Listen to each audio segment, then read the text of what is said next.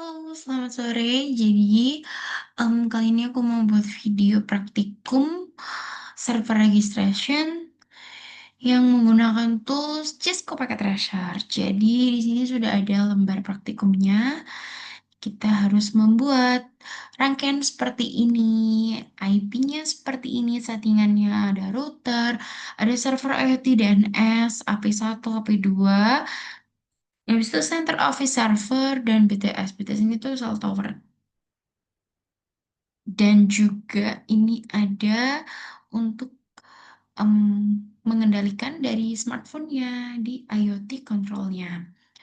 Nah, kita langsung aja ya ke Cisco-nya. Nah, di sini sudah ada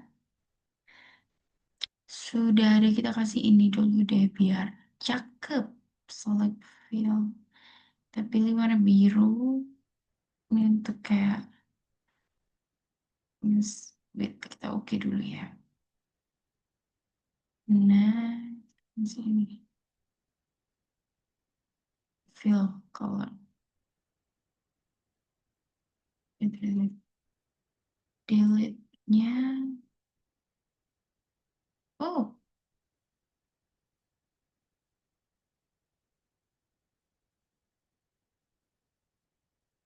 ini yang kita delete.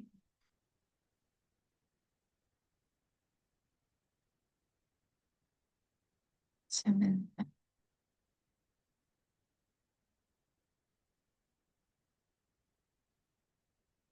Kita coba delete. Tadi kan bisa ke delete sebentar.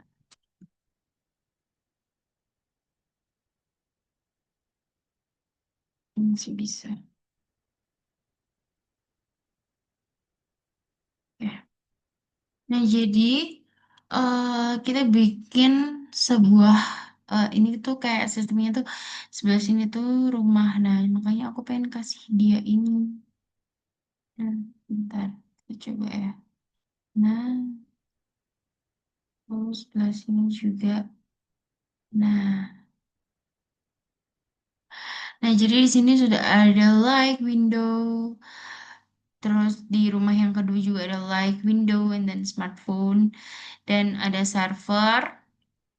Ini server IoT-nya, ini ada router, PT routernya, lalu ini ada central office apa namanya? Central office servernya.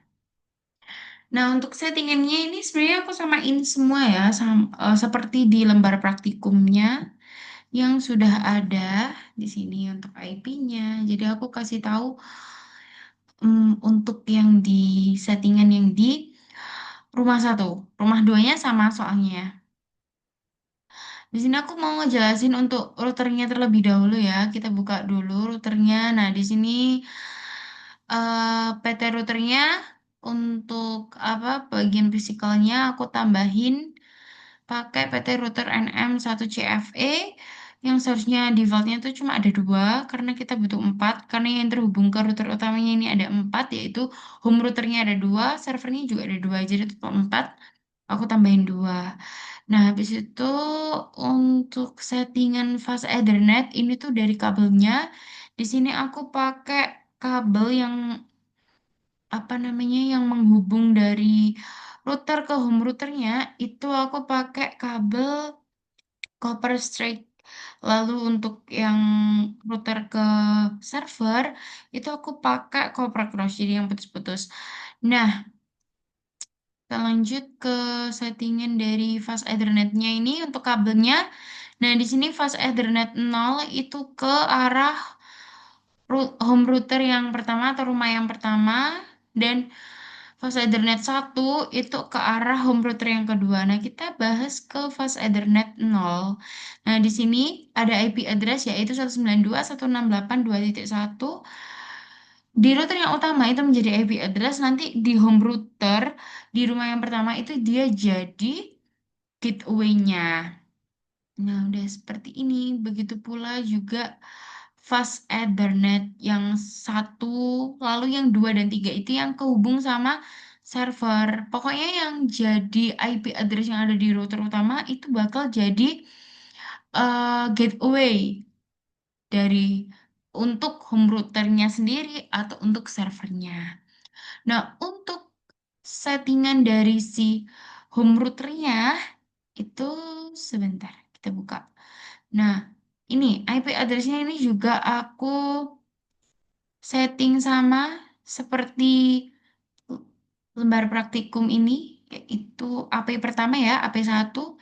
Nah, di sini ada IP addressnya pakai 2.2, lalu untuk WiFi, WiFi-nya itu 10.1, gateway-nya juga 2.1 sama ya, kayak Ethernet 2 karena dia, ya, karena dia kehubung sama yang Ethernet 2 itu, atau 0.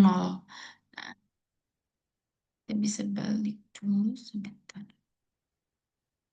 Di sini tinggal dimasukin ke settingan setup dari GUI AP1 atau home router yang rumah pertama.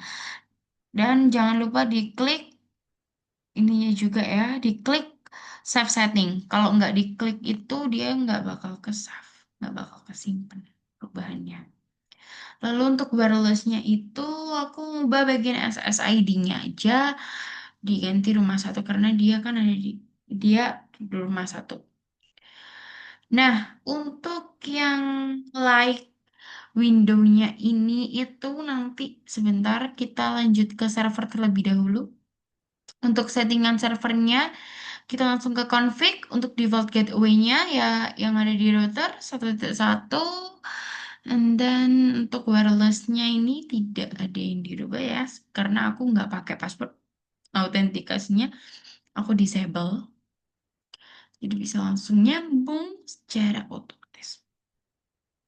Untuk servernya ini di HCP-nya di setting start IP address-nya, subnet mask-nya, lalu DNS-nya juga.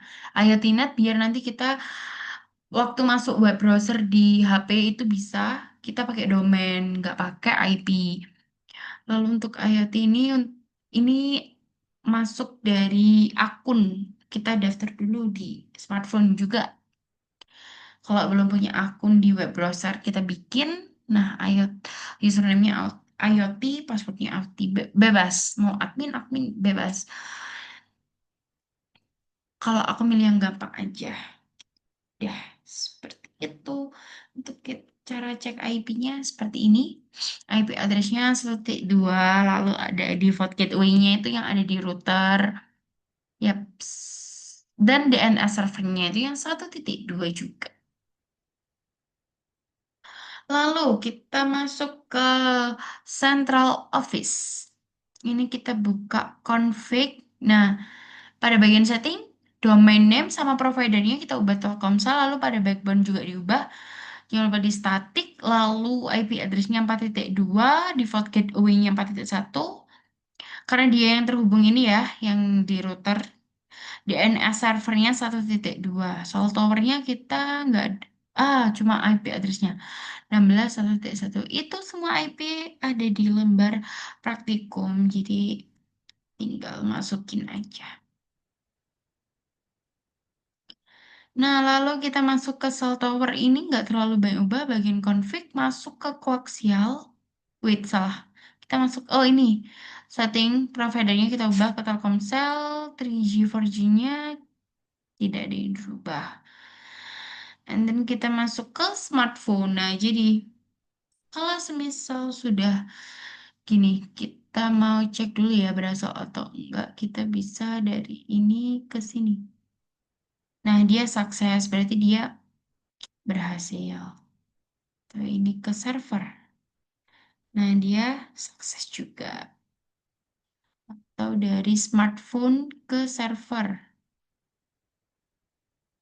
Nah, dia sukses, berarti tadinya sudah berhasil. Nah, selain itu kita juga harus cek dulu ke bagian web browsernya.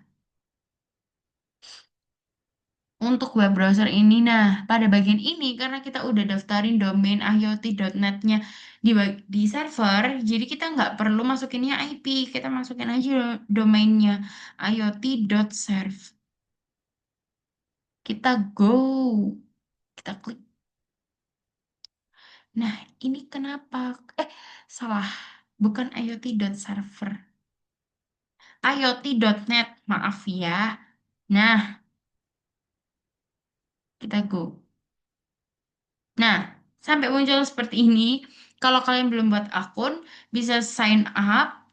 Kalau udah buat akun, masukin aja username-nya IoT, passwordnya IoT.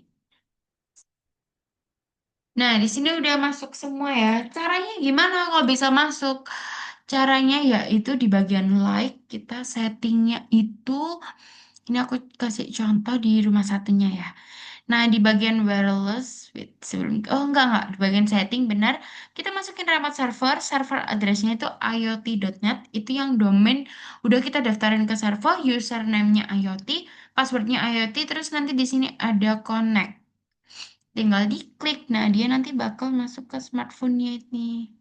Nah, kita bisa kontrol dari sini, guys. Ya, kita coba.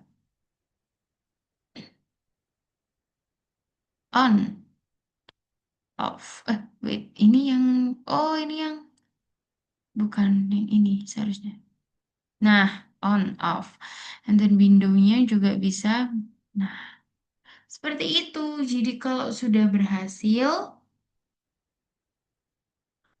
akan seperti itu. Settingan untuk di apa rumah kedua juga sama. Home routernya ini kita cek dulu. Nah, kita buka GUI-nya, habis itu kita lihat nih setup. Ini diubah ya ke static IP. Karena dia, kalau nggak salah automatic deh defaultnya itu. Nah, kita ubah harus static IP karena ya kita manual ya masukin IP-nya. Internet IP address-nya gini ini juga dari lembar praktik. Jadi tinggal masukin aja. Nah, jangan lupa di save setting. Habis itu wireless-nya juga di setting seperti ini. Pada bagian SSID-nya ini aku ubah sama sih SSID. Ini rumah dua ya. Udah, habis itu window sama like-nya juga sama. Jangan lupa diubah pada bagian config and then setting. Kita ubah ininya. IoT servernya kita ubah remote server. Server address-nya iot.net. Lalu IoT untuk username dan passwordnya IoT. Sudah. Biar bisa nyambung di smartphone-nya. Mungkin untuk video praktikum server registration-nya seperti ini dulu. Maaf jika ada salah kata, jikalau ada yang kurang, bisa komen di bawah. And thank you and then bye-bye.